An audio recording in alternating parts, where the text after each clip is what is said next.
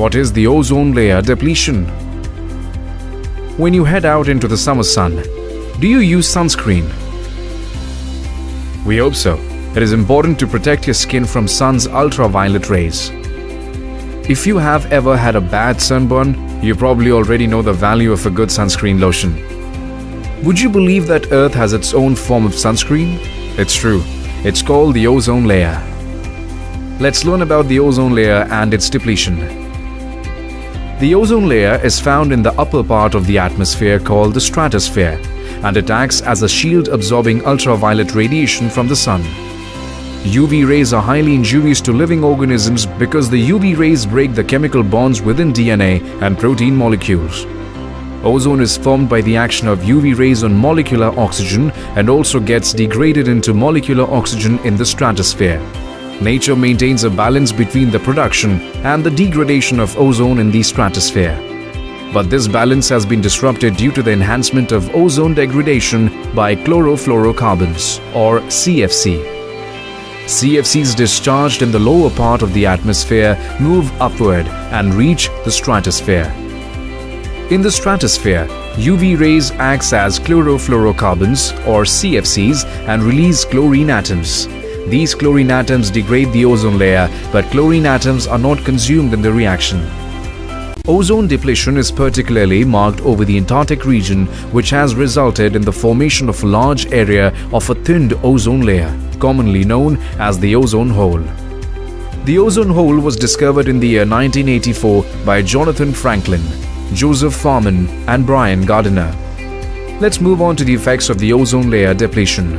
UV radiations having the shorter wavelength than UVB are completely absorbed by Earth's atmosphere.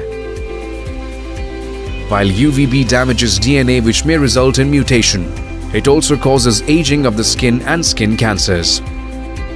In the human eye, cornea absorbs UVB radiation, and a high dose of UVB causes inflammation of the cornea, called snow blindness, cataract, etc. Such exposure may permanently damage the cornea. Recognizing the deleterious effects of ozone layer depletion, an international treaty known as the Montreal Protocol was signed at Montreal, Canada in 1987. Which became effective from 1989 to control the emission of ozone depletion substances. Subsequently, many more efforts have been made and various protocols have laid down definite roadmaps, separately for developed and developing countries, for reducing the emission of chlorofluorocarbons, or CFCs, and other ozone-depleting chemicals. This concludes our video on the ozone layer depletion and its effects.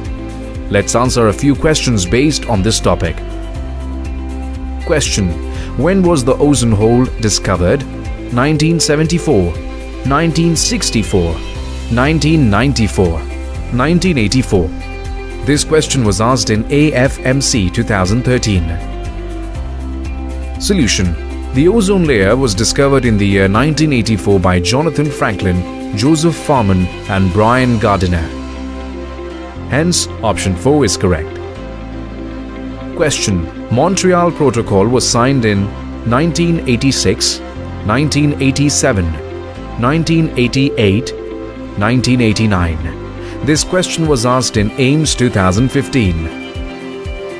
Solution: Montreal Protocol was signed at Montreal, Canada in 1987 and effective in 1989 to control the emission of ozone-depleting substances. Hence, option 2 is correct.